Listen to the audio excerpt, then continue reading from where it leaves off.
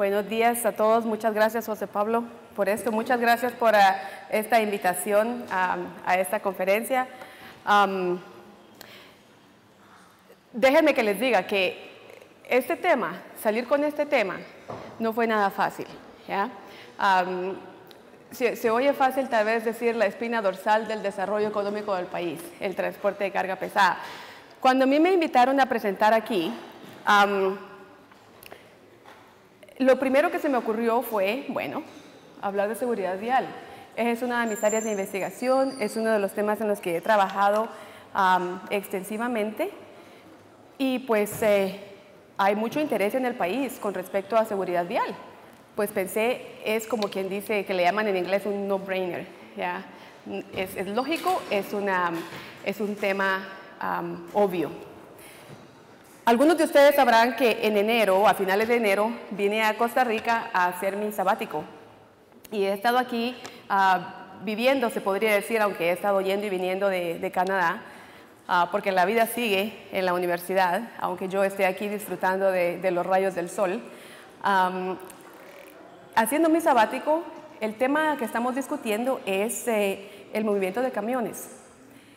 Y entre más nos metimos en el tema, tenía un estudiante yo aquí conmigo, que regresó hace 2 semanas a Canadá. Entre más nos metimos en el tema, más me puse a pensar que tal vez el tema de seguridad vial no era el mejor tema para discutir el día de hoy. Entonces la pregunta fue, ¿cómo hacer para comunicar lo que he observado a las personas que van a venir a este congreso? Tenemos que pensar de que como ingenieros civiles tenemos la responsabilidad de mejorar tenemos la responsabilidad de tratar con el planeamiento, el diseño, la operación, el mantenimiento de la infraestructura, pero la infraestructura que mueve gente y también mueve bienes. Y muchas veces, la mayoría de veces, y no solo aquí en Latinoamérica, sino que también en Norteamérica, se nos olvida que hay movimiento de carga. Y estamos haciendo sistemas que mueven gente más que todo. Y dejamos la carga como un incidental. Entonces, por eso decidí que la presentación iba a ser acerca de movimiento de carga pesada. Y por supuesto, no tengo ecuaciones que mostrarles, ni tengo gráficas así con un montón de pruebas. Pero espero poder comunicar el mensaje. Ahora, el siguiente tema que tuve que considerar es, ok, les voy a hablar de carga pesada, ¿pero de qué? Entonces, aquí fue donde se me ocurrió esta idea. Y dije, bueno, veamos los objetivos del CITRAN. Y los objetivos del CITRAN son, bueno, en la página de web dice, dar a conocer y discutir investigaciones y experiencias. Ok. Que han incidido de forma positiva en el desarrollo y ejercicio profesional de la ingeniería de transporte. Y luego uno sigue leyendo y dice, se brindará un espacio para reflexionar sobre la necesidad e importancia de realizar un ejercicio responsable y profesional que permita contar con una infraestructura de transporte moderna y eficiente que mejore la calidad de vida y competitividad de nuestros países. Entonces decidí concentrarme en esta parte, una infraestructura de transporte moderna y eficiente que mejore la calidad de vida y competitividad de nuestros países. Y entonces de eso que quiero platicar hoy. ¿Cuál es el papel del ingeniero en transporte? ¿Cuál es el papel del ingeniero civil trabajando en transporte? Dándole algunos ejemplos, para poder lograr una infraestructura de transporte moderna y eficiente que mejora la calidad de vida y competitividad de nuestros países. Y la idea es que podamos reflexionar acerca de cuál es el papel que tenemos para poder hacer esto. Por supuesto, ustedes van a tener que decidir cómo se define, desde el punto de vista de ustedes, lo que es algo moderno.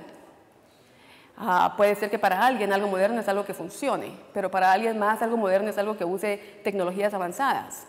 Entonces, la definición de lo que es moderno está en realidad en manos del que está tomando las decisiones. Eficiente, bueno, depende cómo uno mide eficiencia. Estamos midiendo eficiencia por medio del número de vidas que estamos salvando, o estamos midiendo eficiencia por el nivel de servicio que proveemos, por los recursos que consumimos.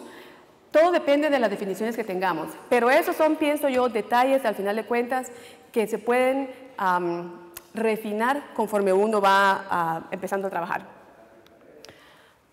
Entonces, un poquito de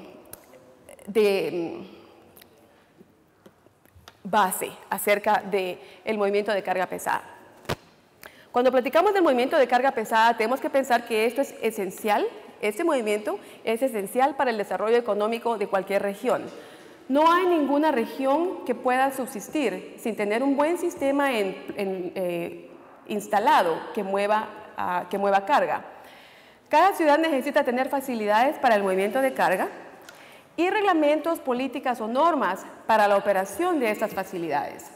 Todos los que estamos aquí sentados, si miramos alrededor, absolutamente todo lo que vemos, lo que tenemos puesto, lo que nos hemos comido, ha venido por camión en algún momento, se ha transportado como parte de un movimiento de carga más grande. Entonces, tener la infraestructura que necesitamos adecuada para mover estos productos es crítico para el desarrollo económico de un país. Entender las características de este movimiento y las necesidades de los actores envueltos es esencial para el desarrollo del país. Muchas veces lo que pasa es que estamos desconectados con respecto a quién hace qué y cómo lo hace. Por ejemplo, los líderes de gobierno salen del país, promueven el país y tratan de establecer nuevos acuerdos de comercio para poder hacer que la economía crezca. Cuando son exitosos y logran que hayan acuerdos de comercio libre, por ejemplo, entonces se puede esperar que va a empezar a entrar y se espera que salga carga del país. Sin embargo, no hay comunicación entre ese nivel de gobierno y las personas que se están encargando de proveer la infraestructura para que esa carga se mueva. Entonces, no puedo yo ir a vender, no puedo hacer una propuesta de un proyecto grande si no tengo gente que trabaja en ella. Entonces, yo no puedo ir a vender los servicios en mi país o no puedo ir a vender mi país como una alternativa para que traigan aquí más carga o para poder yo sacar más carga y exportar si no tengo la infraestructura y mis puertos se están ahogando. ¿Ya? Entonces, esa falta de comunicación es un problema. Como ingenieros tenemos que recordar que hay una interacción dinámica entre el sistema de transporte, la demanda y el flujo que resulta. O sea, lo que es el sistema de transporte, pues comprende cosas como obviamente las carreteras, los vehículos que tenemos, los reglamentos que se usan. Y eso, junto con la demanda que existe, por ejemplo, qué tipos de productos movemos, a qué hora los movemos, de dónde a dónde, todo eso resulta en un tipo de flujo que puede ser no necesariamente solo número de camiones en la carretera o número de trenes en la línea, sino que puede ser también visto desde el punto de vista de los recursos que se usan para mover un producto de punto A a punto B a cierto nivel de servicio. Entonces, esa interacción dinámica está ocurriendo siempre y como ingenieros tenemos que estar alerta de cómo funciona. Eso se logra con entendimiento del sistema. El problema es de que la falta de entendimiento, que muchas veces no tenemos entendimiento necesario para lo que hacemos. Y entonces esta falta de entendimiento resulta en ineficiencias. Y esas ineficiencias son un problema. Ahora, hay tres tipos, pienso yo, pueden haber más, tres tipos de ineficiencias. Ineficiencias físicas, operacionales y regulatorias. Pues físicas puede ser cosas como me falta un carril en la carretera. Operacionales puede ser algo como, por ejemplo, mis semáforos no están sincronizados, por lo tanto el movimiento de mi producto, mis camiones tienen que parar y empezar, parar y empezar, parar y empezar. Eso es una gran ineficiencia en el sistema. Y regulatorias puede ser, por ejemplo, que mis normas de pesos y dimensiones no me permite la operación de cierto tipo de vehículos que a lo mejor son más productivos.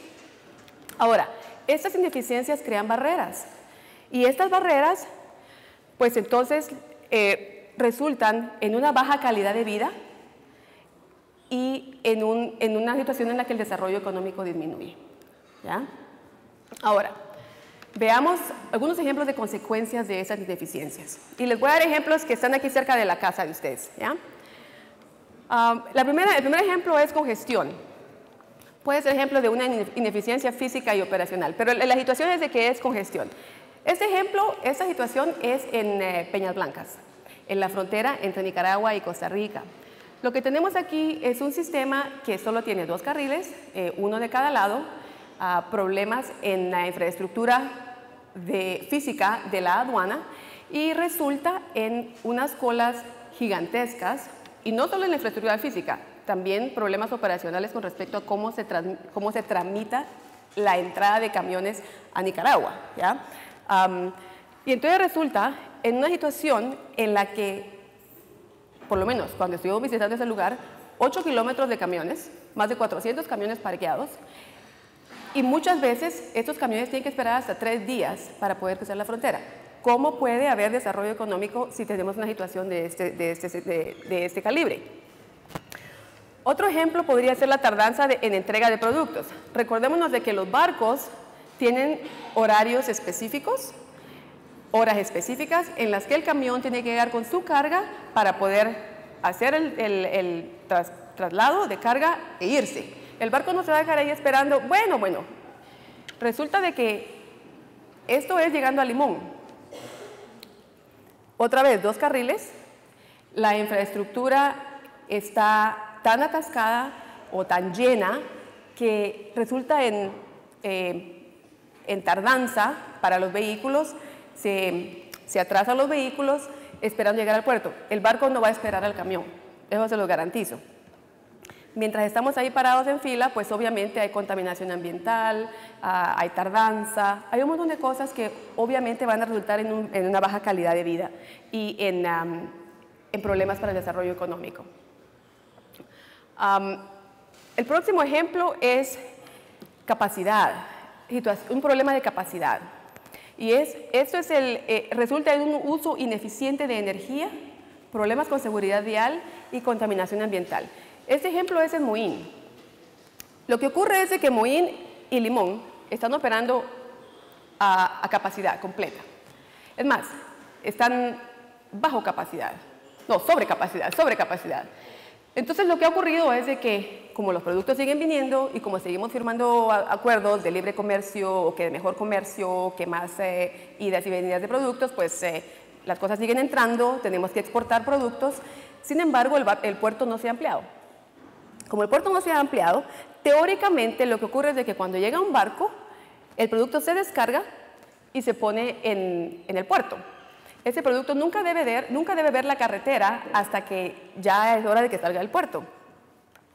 Pero como el puerto no tiene la capacidad para recibir esos productos y guardarlos ahí, almacenarlos ahí, entonces muchas compañías han instalado centros de almacenamiento a lo largo de la carretera. Y más o menos son unos 12 a 15 kilómetros de centros de almacenamiento. Y no estamos hablando de 100 o 200 contenedores, estamos hablando de miles de contenedores que están almacenados a lo largo de la carretera.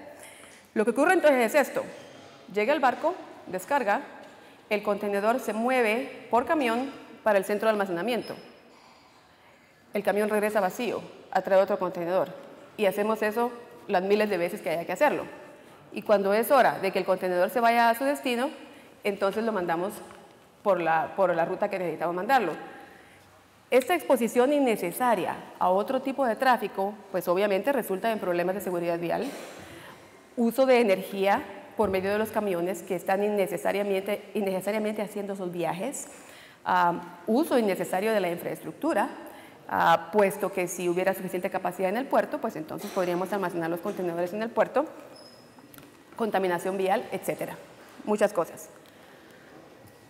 Y el último ejemplo que les quiero dar acerca de consecuencias de las ineficiencias es esa situación. La consecuencia podría ser contaminación ambiental, tardanza, uso ineficiente de energía, etcétera, etcétera. Y el problema es esto: falta de redundancia en el sistema. Tenemos accidentes que ocurren a menudo. Este es un ejemplo de la carretera 1. Camión está en un accidente y el tráfico tarda 3 horas. Se cierra la carretera 3 horas. Yo andaba haciendo el estudio, entonces para mí era una gran emoción esto. Me bajo del carro, me voy, tomo fotos, filmo, veo cómo mueven el camión y para mí esto es como un niño en una tienda de dulces. pero para la gente que está en realidad trabajando, dijeran, la gente que anda trabajando, esto no es ninguna broma. Que lo que pasa es que cuando se acaba el accidente, cuando quitan el camión y abren la carretera de nuevo, manejamos y la cola es de 15 kilómetros del otro lado. Y de este lado, pues obviamente podría ser igual. Entonces, falta de redundancia en el sistema, por falta de entendimiento de dónde están los cuellos de botella, resulta ese tipo de ineficiencias. Ahora, la cosa es de que mucha gente puede pensar, bueno, pero eso no es problema porque ya la cosa se balanceó, ya creció y ya estamos listos ya solo para operar sistemas. El problema es de que lo que es el movimiento de carga sigue creciendo. Esto es algo agresivo, es algo grande. Si vemos aquí esta gráfica de ese es el crecimiento de carga de vehículos millas de transporte en Estados Unidos, y entonces, este es del 1980 para el 2008.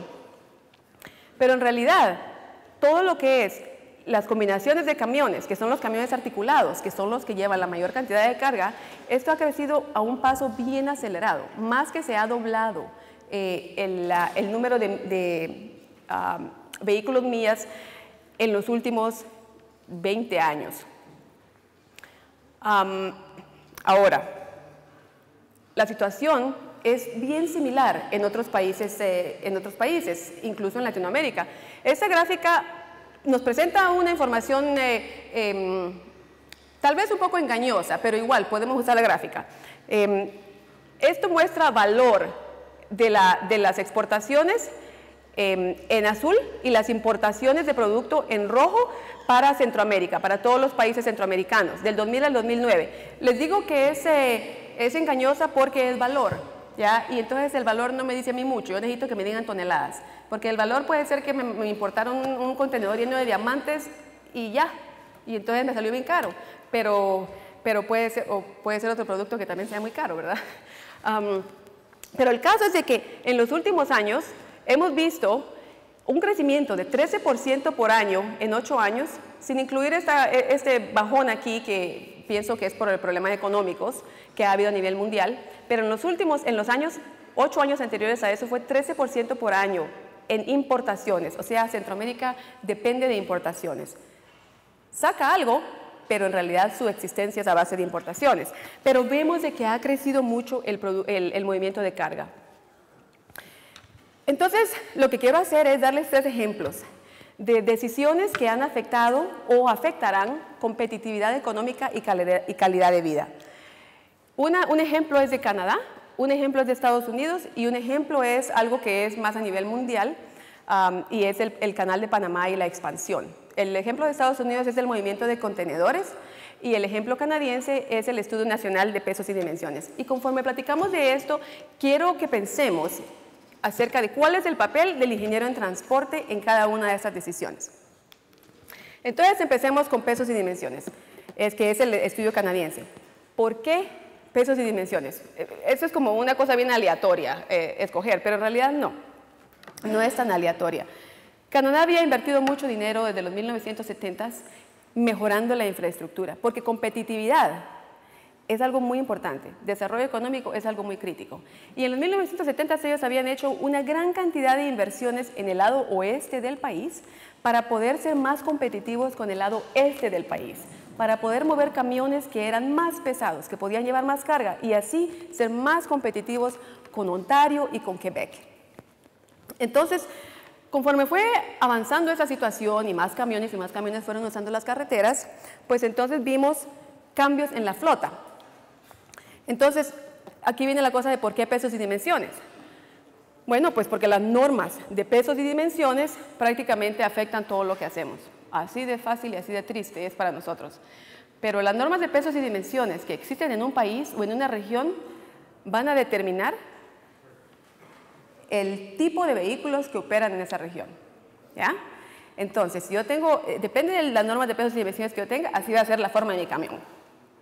Puede ser un camión súper eficiente, puede ser un camión súper ridículo, puede ser un camión súper pesado, puede ser un camión súper liviano, pero eso es dependiente de las normas de pesos y dimensiones. Y entonces, veamos qué es lo que pasa. El diseño de puentes, que hemos oído tanto de diseño de puentes de esta mañana. Bueno, resulta que el puente no está ahí solo porque se mira bonito. El puente está ahí por un propósito, ¿ya? Y el propósito es mover cosas de un lado al otro, de un lado de la calle o de un lado del puente al otro lado del puente, y ahí, o del lado del río al otro lado del río, o de lo que sea sobre lo cual está el puente. ¿Y cuál es el vehículo que usamos para diseñar el puente? Pues es un vehículo diferente, no es mi vehículo que yo manejo, son vehículos especiales, son vehículos de carga los que usamos, son vehículos pesados los que se usan para diseñar el puente. Entonces, ¿cuánto pese mi camión? Va a determinar mi puente, ¿ya? El volumen de tráfico va a ser determinado por las normas de pesos y dimensiones. Si yo tengo normas de pesos y dimensiones que me restringen el tipo de vehículos que yo voy a usar y resulto teniendo que usar el doble de camiones para mover lo mismo que pude haber movido si hubiera tenido otro tipo de normas de pesos y dimensiones, entonces mi volumen de tráfico aumenta.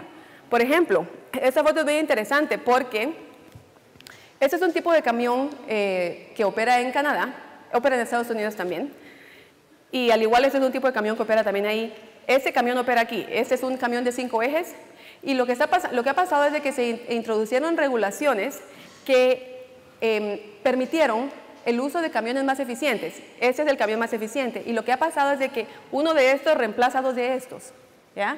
Entonces el volumen de tráfico en el movimiento de este tipo de productos, pues se ve que ha bajado.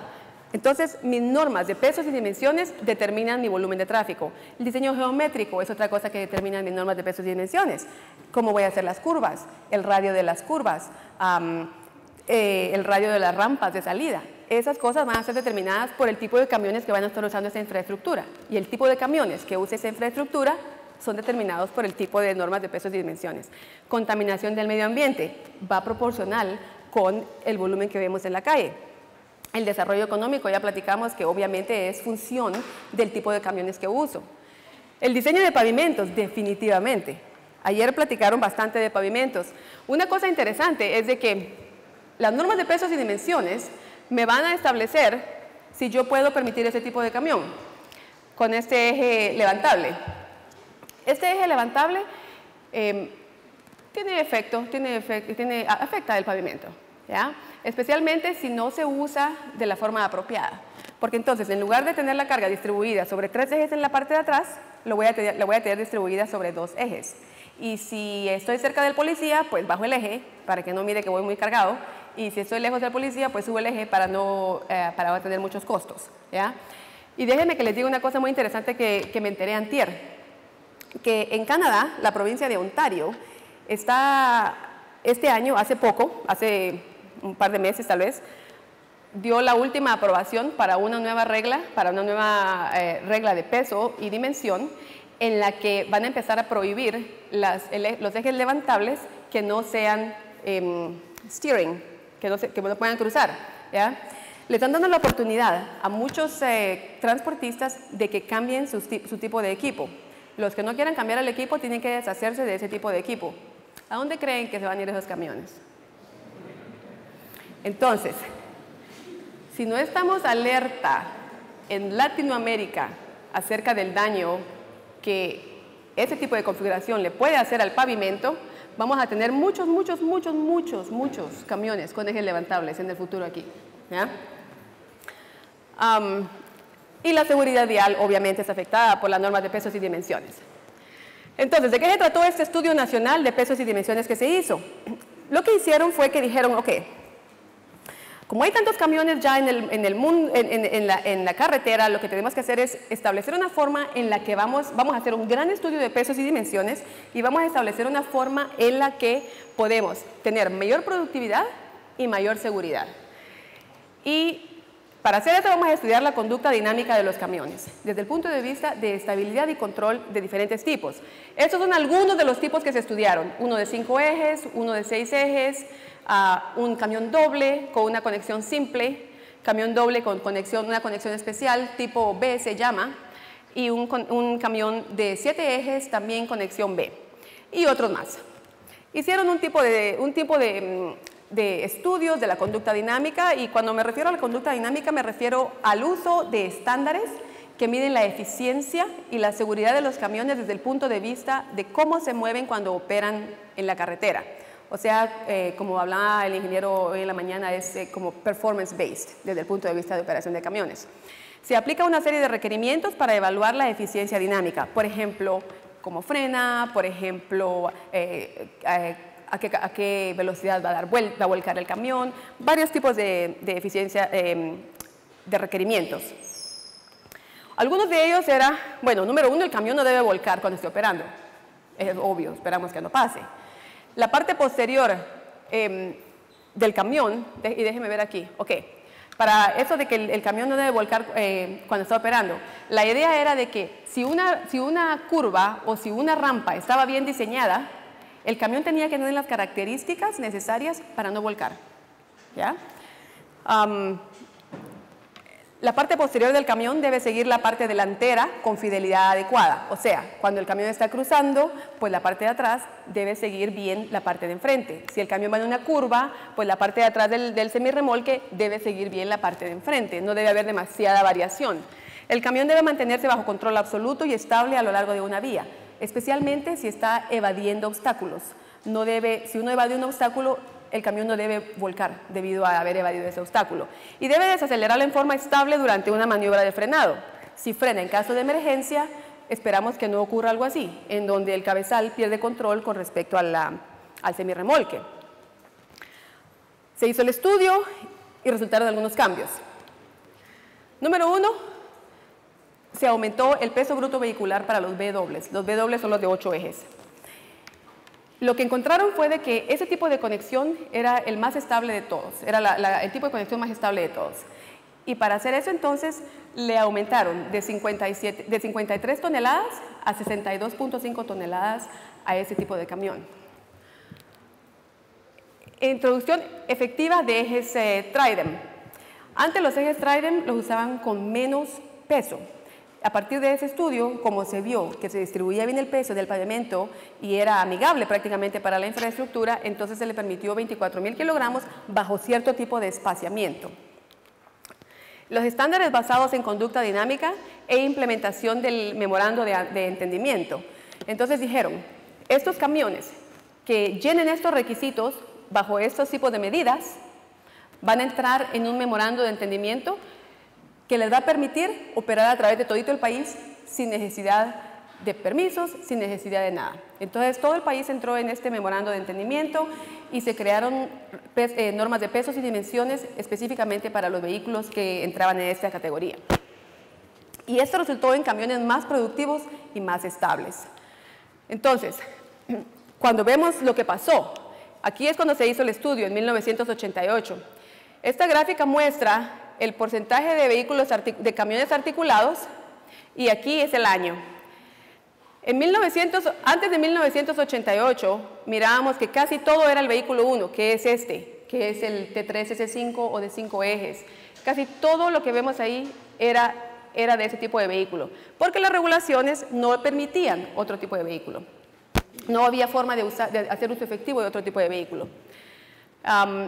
Muy pocos, número 2, que era el de 6 ejes, porque no valía la pena usar los 3 ejes de atrás, porque no permitían suficiente peso. Entonces era mejor invertir en un vehículo de estos, que era mucho más barato, que invertir en un vehículo así, si no había mucha ganancia en peso total.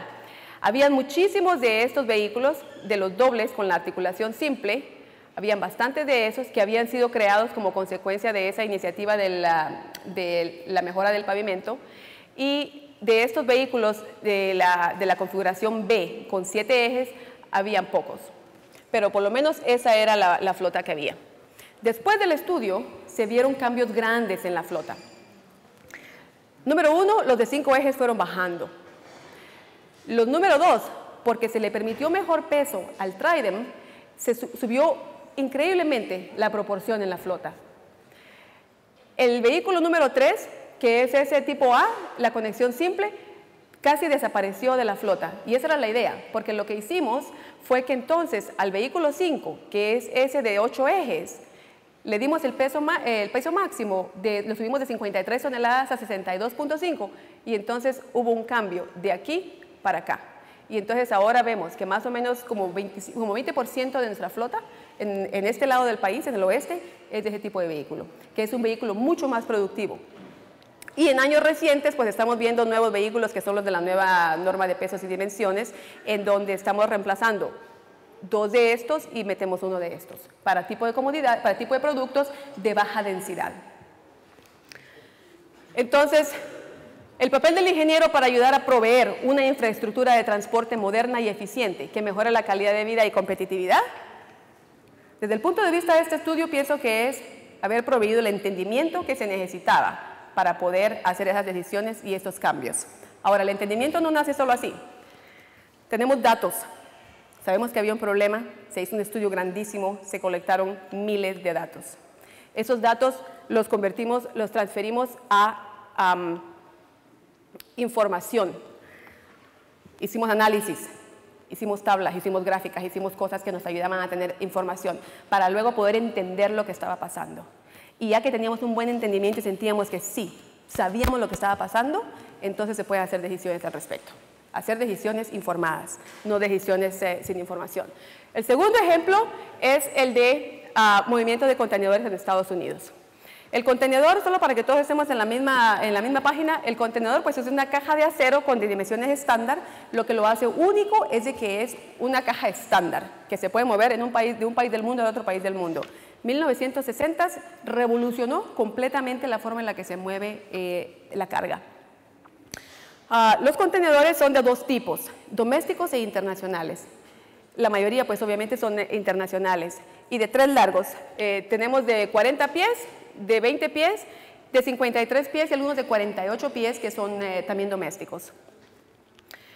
El tamaño estándar de un contenedor es de 20 pies de largo por 8 de ancho y 8,5 a 9,5 de alto.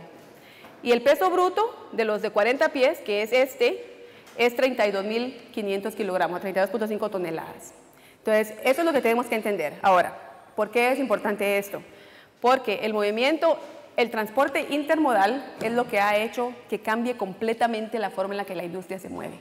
Es interesantísimo, es increíble ver cómo es de que una decisión que tomamos aquí en el Canal de Panamá afecta el resto del mundo en muchas cosas. Entonces, por ejemplo, es un ejemplo de qué es lo que ocurre. Producto se hace en China, se exporta por barco, tiene 2 opciones, puede ser que se vaya para Vancouver o para Tacoma o Seattle y desembarque ahí, luego se va por tren para Chicago. Chicago es el centro grande donde en realidad quieren que atrae la mayoría de la carga, se lleva a Chicago y luego en camión para Salt Lake City o para uno de los centros de distribución, se deja ahí en almacenes y el camión, esto es por camión, el camión regresa para acá con el contenedor vacío y lo manda de regreso en barco para China. Otra opción es usar el Canal de Panamá, en donde nos vamos por el Canal de Panamá, se desembarca aquí y por camión se mueve para Chicago o por tren para Chicago y luego de regreso para acá y se hace la misma vuelta. Esto ha cambiado completamente la forma en la que movemos carga en el mundo. Un barco portacontenedores de ahora, este es uno de los más recientes, es de 400 metros de largo, imagínense, como 4 cuadras, ¿ya? 56 metros de ancho, 15,000 contenedores equivalentes de 20 pies, ¿ya? Ahora, lo que tenemos es esta situación en Estados Unidos. Estoy construyendo el argumento, ¿ya? Entonces tenemos esta necesidad masiva de mover carga, de China para acá, de acá para China, en todos lados del mundo. En Estados Unidos tenemos estos tipos de volúmenes. Cada puerto, los puntos azules muestran el tráfico de contenedores en los puertos, en diferentes puertos, ¿ya? Incluyendo Vancouver. Por ejemplo, aquí en Savannah estamos moviendo más o menos 2.5 millones de contenedores equivalentes de 20 pies por año, o sea, que es más o menos 7,000 al día, ¿ya? En Los Ángeles y Long Beach es la misma historia. Entonces, si hacemos una suma aquí, estamos moviendo cientos de miles de contenedores a diario. Anualmente son millones de contenedores los que se están moviendo. Ahora, ¿cuál es la situación? La vida sigue, el mundo sigue, el desarrollo económico sigue. Tenemos que desarrollar el país, tenemos que tener competitividad, ¿verdad? Entonces, ¿qué es lo que está pasando? Bueno, resulta que en los Estados Unidos las normas de pesos y dimensiones están basadas en la fórmula Puente B. ¿Okay? Y la fórmula Puente B prácticamente dice que es una fórmula, es una ecuación que se ha desarrollado en donde el peso máximo que se le permite a un vehículo, a un camión, estamos hablando de camiones, el peso máximo que se le permite operar es función del número de ejes en el camión y del espacio entre ejes consecutivos. O sea, el espacio entre sets de ejes consecutivos. Pero hay dos cosas importantes. El grupo tándem está limitado a 34,000 libras y el peso máximo está limitado a 80,000 libras. Eso es lo que tenemos ahora. Entonces, no importa en realidad cuántos ejes tenga el camión, en carreteras federales, la fórmula Puente B es la que gobierna el peso máximo y lo limita a 80,000 libras. Ahora, por supuesto, hay excepciones a esta regla, pero esta es en realidad la forma en la que operan. Entonces, lo que ocurre es esto, que no importa si un camión tiene 5 ejes o tiene 6 ejes, si está llevando un contenedor de 40 pies, igual está limitado a 80,000 libras. Si el peso máximo del contenedor es 32,500 kilogramos o 71,500 libras, y el peso tara, o sea, cuando el camión está vacío, oscila entre más o menos 20,000, 24,000 libras, depende si tenemos un eje doble o un eje triple atrás. Depende si el equipo es liviano, si el equipo es pesado, pero digamos, entre más o menos 20 y 24,000 libras, entonces resultamos con un peso total de 91,000 a 95,000 libras. Pero nuestro límite es 80. ¿Y entonces? ¿Cómo se mueve esa carga de los puertos? Si estamos limitados a 80. Ahora es cuando vienen los ingenieros, que ahora vienen los ingenieros de transporte. En ingeniería en transporte, cada ingeniero es un mundo, ¿ya? Cada quien tiene su propia cosa que quiere defender. Tenemos diferentes prioridades técnicas, llamémosle así para que no se oiga tan feo. Tenemos diferentes prioridades técnicas. Algunos ingenieros estamos más inclinados a proteger los puentes. No me toque el puente. Usted dígame de qué tamaño es el camión y yo le digo si puede pasar. Pero yo quisiera preguntarle al ingeniero, mire, yo tengo este camión, ¿puede pasar? O ¿cuánto es lo máximo que puedo pasar en su puente? Yo quisiera decirle al ingeniero, ¿cuánto es lo máximo que yo puedo usar en su puente? El ingeniero me dice, no es así la cosa. Usted dígame de qué tamaño es su camión y yo le digo si lo aguanta mi puente. Hay otros ingenieros que queremos proteger el pavimento. Y no me toque el pavimento porque especialmente si llueve y si no tengo buen drenaje, se mete abajo y se cae. No me lo toque. Entre menos camiones mejor porque esas cosas de todos modos apestan. Tienen mucho... no, quíteme los camiones de la carretera. Otros ingenieros pues dicen, no, la seguridad, estabilidad y control es lo que me interesa, no me interesa lo demás. Yo quiero que la carretera esté segura, que los camiones sean seguros y que no se muevan mucho. Otros ingenieros dicen, no, productividad. Yo voy a ser agresivo y voy a productividad lo más que se pueda, camiones grandes, camiones de lo otro, lo que sea. Y otros ingenieros pueden decir, yo tomo riesgos. O puede ser que digan, yo no tomo ni un riesgo. ¿Ya? Entonces todos tenemos diferentes prioridades como ingenieros. Y eso tiene un gran efecto en qué es lo que vamos a hacer. Entonces, ¿cuáles son las opciones que tenemos en este problema, en este dilema? Bueno, una opción sería prohibamos el movimiento de contenedores de 40 pies en la red vial. Es una opción fácil. El único problema es de que no es muy práctico, ¿ya? Por no poder usar otra palabra, ¿ya? No es muy práctico. El incremento exponencial de camiones que tendríamos, porque entonces ahora en lugar de mover uno de 40, pues habría que estar moviendo un montón de otro tipo, bajar la carga, volver a cargar y tener muchos más camiones en el sistema. Y pues la infraestructura sufre, porque entonces ahora estamos triplicando, cuadruplicando el movimiento. Bueno, puede ser que entonces incrementemos los pesos máximos de camiones. Y bueno, pues entonces si incrementamos los pesos máximos de camiones, resulta que en Estados Unidos esto no ha pasado desde 1991. En 1991 se introdujo legislación que congeló los pesos máximos de camiones a lo que estaban en cada estado en ese momento. Entonces hay estados que habían aumentado las normas que habían aumentado los pesos y pueden permitir pesos más grandes. Por eso fue que les dije hay excepciones a la regla de los 80,000, ¿ya? Pero la mayoría de estados quedó con 80,000 libras. Entonces, eso no va a cambiar. Yo soy presidenta del Comité de Pesos y Dimensiones del TRB y esa cosa no va ni para adelante ni para atrás, ¿ya? Requiere significante inversión en la infraestructura, si quisiéramos cambiar eso. Y pues los otros efectos pues son desconocidos. Entonces, tal vez otra opción sería el permiso especial para ciertos tipos de camiones.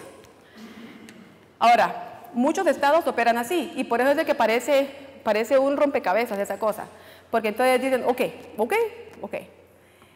les voy a dar un permiso especial para mover este producto específico del puerto para donde sea que vaya. Y entonces, así es como se están moviendo los camiones ahora. Otros transportistas, pues son un poquito más, son más creativos y dicen, bueno, si mi peso máximo es función del número de ejes y el espacio dentro de esos ejes, pues le pongo más ejes y le meto todos los ejes que pueda meterle para poder llegar a los 97,000 libras que necesito, ¿ya? Otras personas pues dicen, no, lo que voy a hacer es que voy a tener cabezales de 4 ejes en lugar de 3. Entonces, ha habido un montón de formas de evadir, no de evadir, porque se está cumpliendo la ley, pero están teniendo que ser demasiado creativos y hay muchas diferencias. Y entonces eso también de todos modos causa problemas para los transportistas, porque no hay una forma en la que podamos tratar con esto. Lo que hicimos en Canadá fue que dijimos, reconocemos el problema, reconocemos que está esa situación en la que nuestra economía debe continuar, y entonces lo que vamos a hacer es que vamos a subir los pesos. 32,500 para el T3S2 y 46,500 kilogramos para el T3S3. Y lo que vemos ahora es de que, obviamente, 80% de la flota que mueve contenedores usa ese tipo de camión. Ahora, lo que está pasando aquí es de que Estados Unidos queda en una desventaja con respecto a Canadá. También Estados Unidos queda en una desventaja con respecto a México. México está compitiendo por atraer barcos. Canadá está desarrollando puertos. Está desarrollando el puerto de Prince Rupert. El puerto de Vancouver es grande. Quieren atraer la carga de China.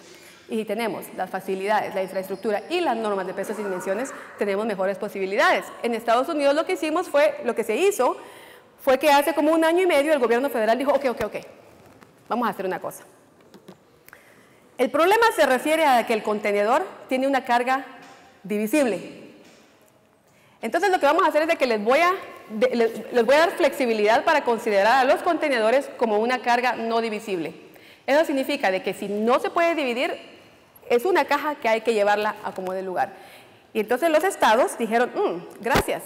Entonces algunos estados, con ingenieros un poquito más agresivos, con ingenieros diferentes, aceptaron la norma o la flexibilidad, lo pusieron en su ley y ahora dan permisos rutinarios. Un permiso nada más y ya estuvo. Los camiones se mueven a pesos más grandes con los camiones que se deben usar. Muchos lugares son 97,000 libras con T3S3, 6 ejes. Pero otros estados no cambian.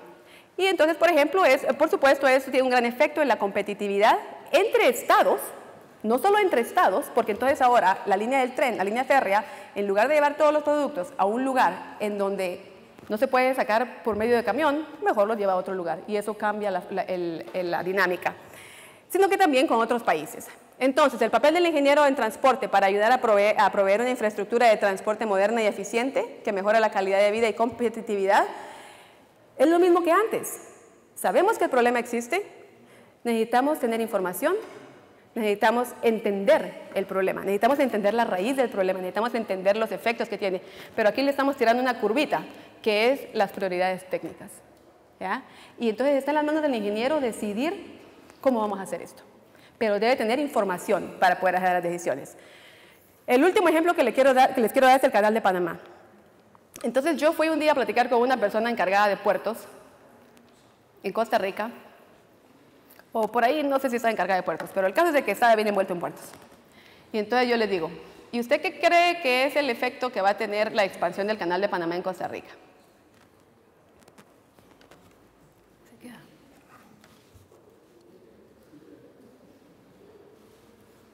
Y honestamente yo pensé que tenía dolor de cabeza, pero se quedó así. Y me dice, nada. Y yo le dije, No, de verdad, ok. El efecto que va a tener la expansión del Canal de Panamá en Costa Rica. No, nada. Ok. Entonces, veamos. Solo veamos. Este mapa se mira bonito, tiene colores. Estas son las rutas de movimiento de barcos a nivel mundial. Hace 40 años, este mapa no era así. ¿Ya? 40, 50 años, la cantidad de movimiento no era así. Desde que se introdujo el contenedor, esto se revolucionó increíblemente. Y tenemos 3 puntos principales en donde pueden cruzar los barcos. Tenemos el Canal de Panamá, obviamente, el Canal de Suez y el Estrecho de Malaca. Entonces, esos son los puntos en los que tenemos que atraer el tráfico. Al igual que los camiones, los barcos portacontenedores han crecido a lo largo del tiempo. En los 70s solo podían tener 2.000 TEUs. En los 80s subieron a 3.500. En los 90s y así fueron creciendo, 12.000. Y el que les enseñé al principio, ahora estamos a 15.000 TEUs, o sea, que son los 20-foot equivalent units, que serían los equivalentes de 20 pies. Ahora, ¿de qué se trata el proyecto de expansión? Bueno, pues en el proyecto de expansión tenemos esa situación, en donde las esclusas existentes pueden acomodar un largo de barco de 32 metros un ancho de 32 metros y un largo de 294 metros. Esto tiene 4.500 contenedores. Eso es lo que nos permite ahora el Canal de Panamá. Reconociendo que China explotó, India va a explotar, y todos esos países están creciendo, tienen un hambre increíble de crecimiento. Entonces, el gobierno de Panamá decidió expandir el canal para abrirse en el año 2014. Lo que eso significa es que están anchando las esclusas a 49 metros de ancho, barcos de 49 metros de ancho y largo de 366, que lo sube a un barco de más o menos 12.000 TEUs. En realidad, si nos damos cuenta, estamos subiendo de aquí para acá, nos estamos saltando un paso y al final de cuentas solo estamos pudiendo acomodar, aún con la expansión, barcos del año 2007. O sea, ahorita estamos en generaciones luego de eso. Aún después de la expansión van a haber barcos que son los post-Panamax, que no van a poder de todos modos usar el Canal de Panamá. Muchos puertos latinoamericanos, pero en realidad centroamericanos, estamos aquí, en el acomodamiento de 3.500 TEUs. Y ni siquiera 3.500, no puede ir lleno el barco porque no hay suficiente profundidad en el puerto. Entonces el barco tiene que ir más o menos a 2.500 TEUs. ¿Ya? Entonces ese es el problema que tenemos. Ahora empecemos a pensar como ingenieros. ¿Cuáles son los efectos posibles de la expansión del Canal de Panamá? Bueno, pues definitivamente va a aumentar la competencia mundial de productos importados y exportados. Eso es obvio, garantizado. Se va a intensificar la globalización, o sea que offshoring va a ser más fácil. ¿Qué significa? Que ya no tengo necesidad de construir de hacer un producto aquí desde el principio hasta el final, sino que ahora puedo hacer el tornillo aquí, le pongo la puerta allá, ahora lo pongo para allá, ahora lo muevo para allá, ahora lo muevo para allá y termino el producto en China y lo mando para acá. ¿Ya? O sea que ahora puedo conseguir el cacao aquí, mando el cacao para donde sea que lo mando y de ahí le compro el chocolate caro al país que me lo trajo, que me lo mandó. ¿Ya? Lo mismo pasa con el chicle en Guatemala. Consigo la materia prima en el Petén, lo pongo en barco, lo mando a donde sea que lo procesan y después se los compro caros en Guatemala de regreso. ¿Ya? Eso es lo que está pasando ahora, mucha de esa oportunidad. Exactamente en este momento hay gigantescas inversiones de infraestructura férrea en Norteamérica. Y lo que está haciendo las líneas férreas en Estados Unidos es que están invirtiendo la misma cantidad de dinero, 5.5 billones de dólares, que se está invirtiendo en la expansión del Canal de Panamá para mejorar el servicio férreo en Estados Unidos. ¿Por qué? Por esto. Porque la opción es esta. El barco va a venir de China para acá y luego se va a mandar para acá. Este es un set de líneas férreas, diferente al set que opera aquí. Entonces lo que estamos tratando de hacer es ganarle el mercado con esa expansión a estas líneas, para que el barco no llame aquí en Tacoma o en Vancouver y que se mueva esto por tren para Chicago, sino en lugar hacerlo lo suficientemente conveniente y factible para que el barco, aún dando la vuelta por Panamá, pueda anclar aquí y le sale mucho más barato hacer eso y usar estas líneas férreas. Entonces la inversión en infraestructura es enorme para poder ganar el mercado de aquí y llevárselo para este lado, ¿ya? Entonces eso es muy importante porque esas inversiones son gigantescas. Y por supuesto, en el área del Caribe, áreas de transbordo de carga es lo que está pasando ahora. Como en Río Revuelto, ganarse pescadores, dicen, ¿verdad? Entonces, en lo que todo el mundo hace todo lo que puede hacer, en el Caribe sabemos de que existen ahora áreas de transbordo. Eso es lo que tenemos en el Caribe. Tenemos estos puertos en donde ahora hay transbordo. Vienen los barcos, dejan producto ahí, muy pocas cosas, muy poco transbordo. Pero en realidad, el Puerto Colón tiene ahora 34% del mercado de lo que es el transbordo. Y el transbordo significa, llega el barco grande, deja el producto, se regresa, y barcos más pequeños pues lo llevan a diferentes lugares. Allí están las oportunidades gigantescas para muchos lugares. Entonces, entendiendo eso, tratando de ser competitivos, tratando de mejorar el desarrollo económico de un lugar, existe una gran cantidad de proyectos de ampliación. Y rápidamente les quiero decir, Cartagena está ampliando su puerto, esta es la parte de ahora del puerto, la parte verde, ¿ya? Pero como quieren competir con Colón, y quieren competir con otros puertos, y quieren ser el centro de transbordo del Caribe, porque están muy cerca del canal de Panamá, ¿habrá otro país más cerca? No sé, pero el caso es de que Cartagena está muy cerca. Lo que están haciendo es de que está aumentando esto a 3 millones de TEUs. Es una inversión gigantesca. Puerto de Manzanillo en Panamá, otra inversión, a subirlo a 1.2 más millones de TEUs. Puerto de Jamaica, a subirlo a otro 1.5 millones más de TEUs. Unas expansiones gigantescas. Entonces, eso obviamente requiere haber tenido los datos que nos dieron información y ya entender el problema, entender las oportunidades, entender en dónde podemos invertir. Entonces, los temas comunes, ya para terminar, es que lo siguiente es necesario. En la ingeniería de transporte y en estos 3 ejemplos que les di, lo siguiente era necesario. Número 1, decisiones para mejorar la eficiencia del sistema. Eso es indispensable. En los 3 ejemplos también necesitamos infraestructura que satisfaga la demanda. No queremos ni sobrediseñar ni bajo diseñar, ni diseñar no suficiente. Entender el sistema es crítico y planeamiento a largo plazo ha sido crítico en las 3 situaciones, ¿ya? En el lado de Canadá, entendimos desde el principio de que era importante invertir en ese estudio y en esos cambios de normas de pesos y dimensiones. En el caso de Estados Unidos, están teniendo que ser reactivos a una situación que sabíamos desde los 60s, de los 70s, 80s, ¿ya? Entonces ahora hay que tener formas de poder acomodar toda esa cantidad de tráfico que se está viniendo y sigue creciendo. En el caso de Panamá, obviamente Panamá está afectando el resto del mundo cuando se refiere a lo que es inversiones infraestructurales. Pero lo crítico es entender el sistema y planear a largo plazo para que no nos agarren descuidados, digamos, ¿verdad? Lecciones y oportunidades de esta presentación. Yo pienso que el movimiento, bueno, les dije que obviamente el movimiento de carga es crítico para el desarrollo económico y eso es importante que lo tengamos en la cabeza como ingenieros de transporte. El movimiento de carga, no solo estamos aquí para mover gente, sino que también carga, porque es eso lo que nos mantiene empleados.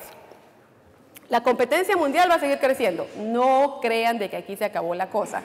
China va a seguir creciendo. China puede ser la próxima gran fuerza. India va a seguir creciendo. ¿Ya? Esos países van a seguir creciendo. El sector privado no está ahí solo para hacer favor. El sector privado está ahí para tener ganancias. Entonces el sector privado puede estar garantizado que va a continuar mejorando su infraestructura para satisfacer la demanda. Usted dígame dónde viene la demanda y yo mejoro mi sistema para qué, para agarrar esa demanda y poder dominar el mercado. La responsabilidad del sector público entonces es proveer una infraestructura moderna y fidedigna. Y usted defina qué es moderno. Fidedigna, yo pienso que tiene que tener redundancia. Tiene que tener, si yo voy a usar la infraestructura, yo tengo que tener la seguridad que voy a llegar a mi destino. ¿Ya? Pero ¿cómo puede hacer eso el sector público? Bueno, entonces la responsabilidad del ingeniero en transporte es facilitar el proceso. Proveer la información que se necesita, el conocimiento que se necesita para poder hacer las decisiones necesarias para mejorar el desarrollo económico y para mejorar la competitividad del país y la calidad de vida de la gente. Ahora, esa información, ese conocimiento que se le debe dar al sector público no viene de sueños que tuve o de lo que me contaron o de lo que vi en la película o de lo que vi en Google. ¿Ya? No, no. Ese conocimiento tiene que nacer de una gran información en los últimos desarrollos de la ciencia, de la investigación, del comercio. Tengo que estar al tanto de lo que está pasando y tengo que pensar fuera de mi caja, fuera de la caja. El problema que tenemos muchos como ingenieros es de que no solo tenemos que pensar fuera de la caja, sino que por la forma en la que actuamos es como que si tuviéramos que pensar fuera de la caja, que está dentro de la caja, que está dentro de la caja, que está dentro de la caja. ¿Ya? Ese es uno de nuestros problemas grandes. Y los quiero dejar con esto del Buró de Estadística de Transporte de Estados Unidos. Es algo muy importante. Debido a que el sistema de transporte y el mundo al que éste sirve están en una situación de cambio constante, para tomar buenas decisiones se requiere un alto entendimiento del sistema en sí, cómo está siendo usado, lo que éste contribuye y lo que afecta. No se pueden tomar decisiones sin tener información. Eso es todo. Gracias.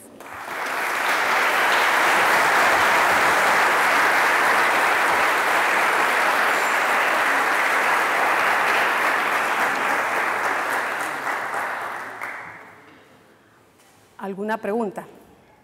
Comentario, queja. No tomo quejas.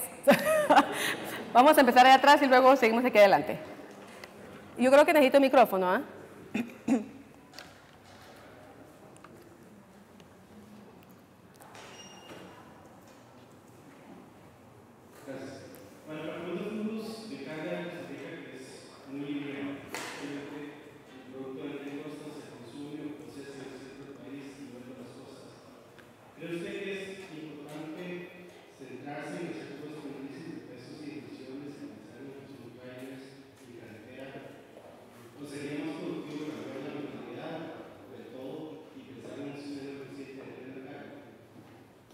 Pensar en un sistema eficiente de movimiento de carga. El tren. Ese es el sistema eficiente del movimiento de carga. Es que me la puso bien, me puso una trampa ahí, me dijo o cambiar de mentalidad y pensar en otro movimiento otro medio de transporte. Bueno. Para cambiar las normas de pesos y dimensiones, obviamente hay que cambiar la mentalidad. O sea, las normas de pesos y dimensiones es como un montón de ecuaciones, estamos diciendo, en el momento que se cambian las normas, estamos cambiando muchísimas cosas al mismo tiempo. Porque uno puede hacer un camión más pesado sin requerir que se le aumente tal vez un poco de largo, tal vez un poco agregarle ejes. O sea, hay muchas situaciones que afectan un aumento simple de peso. Entonces, a la hora que yo decido, solo con decidir cambiar las normas de pesos y dimensiones, solo con decidir estudiar el efecto que las normas de pesos y dimensiones tienen ahorita, ya estoy pensando en una forma diferente. Porque por lo regular estamos metidos en una caja, ¿verdad? Entonces, con pensar en cambiarlas, ya estoy siendo bien agresivo y estoy saliéndome de la norma. Ahora, con respecto al movimiento de carga por medio de tren, cada modo de transporte, cada medio de transporte tiene su propósito. ¿Ya? Todos los sistemas de transporte son útiles si se saben usar bien. El camión tiene mucho uso para cierta distancia. El tren tiene mucho uso para distancias más largas. Y pues obviamente el barco es ya otra historia diferente. Entonces yo no sugeriría que se cambie de uno al otro. ¿ya? Uno de los problemas grandes que ocurren en muchos lugares, y no solo en Costa Rica, es la falta de redundancia en el sistema. Si solo hay una ruta y esa ruta colapsa, si esa ruta falla y no hay otras alternativas, entonces se detiene el movimiento. Y entonces eso resulta en problemas para el desarrollo. Entonces no es de que se quiera invertir o se tenga que invertir en un modo a costas del otro, sino que puede ser tal vez para suplementar a otro modo. Otra cosa es de que los productos que se mueven por tren son típicamente diferentes que los productos que se mueven por camión. Cuando estamos hablando de movimiento de tren, estamos hablando de productos de diferentes densidades, de diferentes valores, de diferente necesidad desde el punto de vista de tiempo. Tenemos más tiempo para llegar al lugar. Cuando estamos hablando de movimiento de productos por camión, pues estamos hablando de productos de densidades un poco más bajas, tal vez de valor un poco más alto, y que tienen necesidad de llegar al lugar en una forma más rápida. En Costa Rica hay mucho producto de densidad alta, valor bajo, que se mueve por camión. Okay. Ahora hay una pregunta aquí enfrente. Comentario. Ahí le traen el micrófono, creo yo. Más bien un comentario.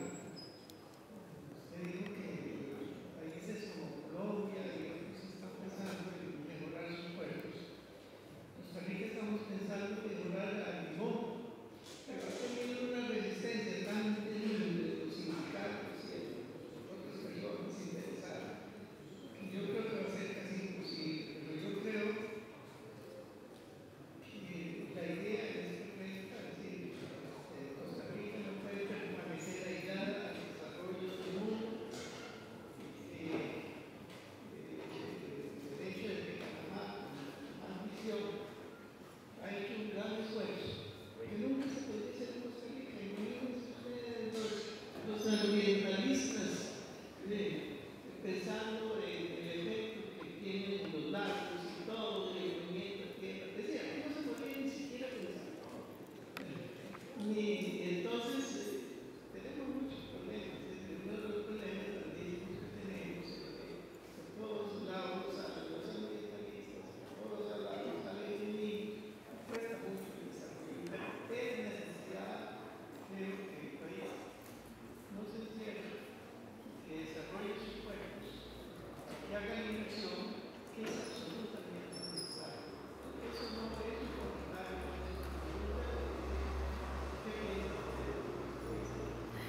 Yo pienso que en cualquier país siempre van a haber diferentes intereses.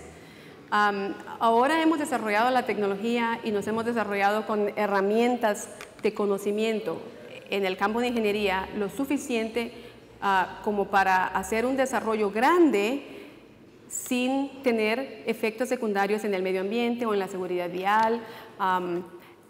Y es más, mejorar esa situación en lugar de empeorarla. O sea que si existen los ambientalistas, es necesario hacer el desarrollo de los puertos, en este caso son los puertos, en una forma responsable. En todos lados existen problemas de sindicatos y algunos lugares pues han sido más exitosos que otros en tratar con los sindicatos. El ejemplo más grande, pienso yo, es cuando entraron a funcionar los contenedores. Los contenedores lo que hicieron fue que se deshicieron completamente de la gente que trabajaba en los puertos y estas personas fueron reemplazadas por grúas para levantar los contenedores.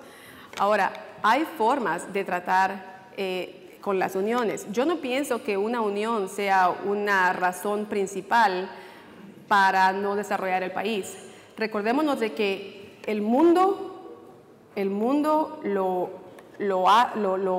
manejan los que llegan. Y entonces, si uno quiere ver cambio, tiene que llegar a la mesa de la plática para el cambio. Si hay una reunión y yo no llego, yo no puedo esperar que mi opinión sea oída. Y si Costa Rica quiere jugar en las grandes ligas, tiene que estar metida ahí, desde ya. El Canal de Panamá es un gran desarrollo. El Canal de Panamá, si Costa Rica quisiera, puede ser afectado positivamente por la expansión. Pero tiene que querer, ¿ya? Si cada país que quiere jugar en las grandes ligas, tiene que meterse en las grandes ligas. No puede esperar ser llamado solo por amistad, ¿ya? Junior.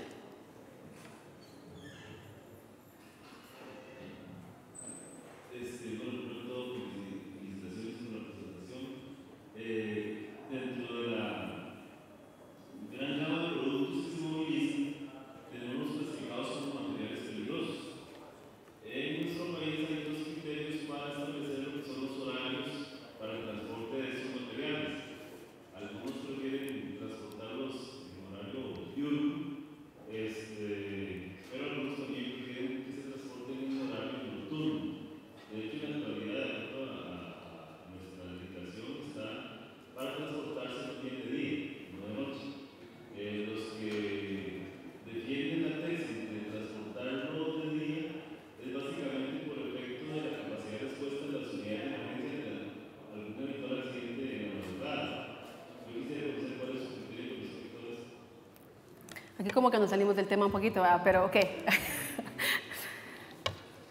Hay que considerar muchas cosas, muchísimas cosas. Es una pregunta bien complicada, ¿ya? No se puede solo escoger día o noche. Conforme estaba haciendo la pregunta, estaba pensando qué es lo que ocurre en la noche contra lo que ocurre en el día. Entiendo el problema. Aquí, le voy a presentar situaciones para considerar nada más, ¿ya? Y ahí usted se hace su criterio. Para poder mover productos en la noche, que es cuando muchos transportistas escogen mover sus productos en Estados Unidos o en Canadá, tiene que haber una infraestructura sólida que prevenga, que ayude a prevenir accidentes, ¿ya? Porque lo que pasa con el transporte de productos peligrosos es que tenemos que tomar en cuenta la probabilidad de que haya un accidente y las consecuencias que pueden resultar si existe un accidente. Teniendo eso en cuenta, hay que pensar entonces cuándo hay una más baja probabilidad de que ocurra un accidente. Para poder bajar la probabilidad de que ocurra un accidente, pues puede ser que haya menos exposición, o sea, menos tráfico en la carretera, o que la infraestructura en sí sea, como le llaman ahora, sea amigable al usuario. Cuando se implementaron las auditorías de seguridad vial en el Reino Unido y en Australia, lo que se buscaba hacer era ser proactivo con respecto a el diseño geométrico y la operación de las carreteras. A manera que, número uno, se evitara que el conductor se metiera en un accidente, y si se metía en un accidente, si se envolvía en un accidente, que la consecuencia fuera mínima. Entonces la pregunta es, ¿tenemos en Costa Rica la infraestructura adecuada para prevenir accidentes desde el punto de vista de diseño geométrico y operación? Entonces uno tiene que ir y manejar la carretera para San Carlos, por ejemplo, o manejar la carretera 10, o manejar algunos tramos de la carretera 2, y entonces podemos darnos cuenta que en muchos de esos lugares la topografía no permite la operación segura, no solo de camiones, sino que de muchos vehículos. Si se invierte en la infraestructura a manera de que se vuelva una infraestructura amigable para el uso, para el usuario, se puede, pienso yo, considerar situaciones en las que se puede usar más por ese tipo de productos. Ahora, mover esos productos en la mañana durante el día, yo no lo vería más del punto de vista de que las unidades de emergencia puedan responder más fácilmente. Para mí eso es secundario, porque ellos están ahí para servir el accidente, sea de noche, sea de día, sea a la hora que sea. La situación que hay que considerar es cuántas interacciones va a tener ese camión con otro público, con la gente. Y entre más interacciones hay, más aumenta la probabilidad de un accidente. Entonces uno tiene que poderse pensar en dónde resultaría una menor consecuencia debido a un accidente.